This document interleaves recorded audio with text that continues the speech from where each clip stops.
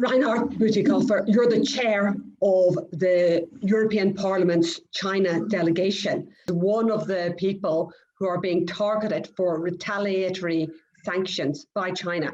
Were you shocked by this news? Well, it did come as a surprise that China went this far in their reaction to our human rights sanctions. We sanctioned 4 individuals and 1 entity over terrible, atrocious human rights violations, and they sanctioned 10 individuals and 4 entities because they criticize human rights violations.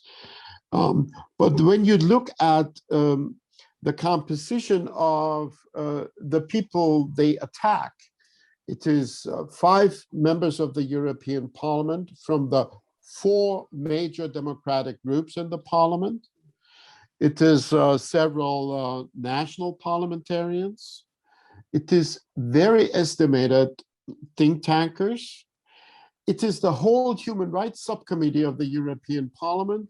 It's the Political and Security Committee of the European Council. So they signal, if you dare criticizing human rights violations in China, we go against your very institutions. If we would have taken such an approach, we might have sanctioned one of Xi Jinping's small leading groups. So that's the equivalent, I would say. So they really hit back with a big hammer, and either they are completely under illusions that they can intimidate the European Union. If they just push a little harder, they will get us to shut up. I think that's a very, very faulty strategies through which they're going to do harm to themselves. The wolf warriors are running crazy. It's almost a crazy tiger diplomacy now, and I think they're deeply miscalculating. And all the expressions of solidarity that we've seen today and yesterday already are gonna make it more probable that Europe will continue standing up to China even more consequentially. You have been a very clear critic of China and its human rights failings for quite some time. Where does it go from here? I assume that Europe still wants to have a strategic partnership with China. No, I don't think so. The strategic partnership, that was 10 years ago. That has fallen by the wayside. Today, we say that China is a systemic rival. It's also a competitor. Where we can, we want to cooperate with China still. But if China refuses to cooperate because they cannot shut us up, then it will be very difficult to cooperate. We recently had the agreement with just before Christmas on the investment agreement. That was seen as controversial in some quarters.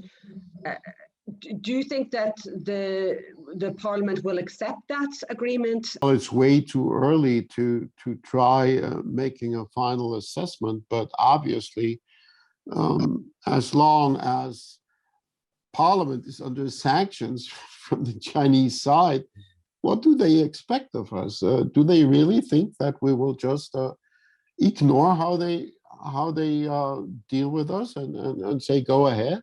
I don't think this will be the issue of ratification will get on the agenda even unless they withdraw the sanctions. I don't know how that would be done.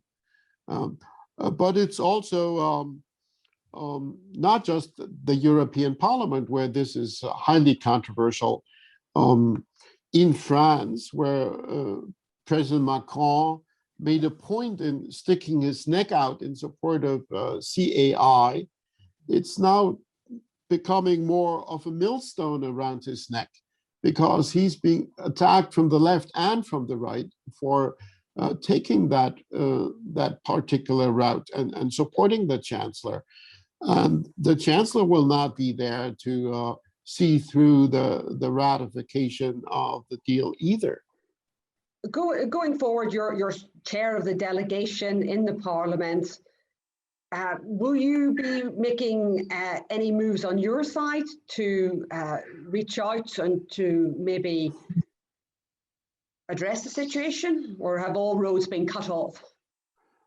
Well, not so long ago, the Bureau of the China delegation, which is my two deputy chairs and myself, we wrote a letter to the Chinese side proposing that since it wasn't possible to meet physically, we might want to consider having an interparliamentary meeting online. We have not received an answer yet.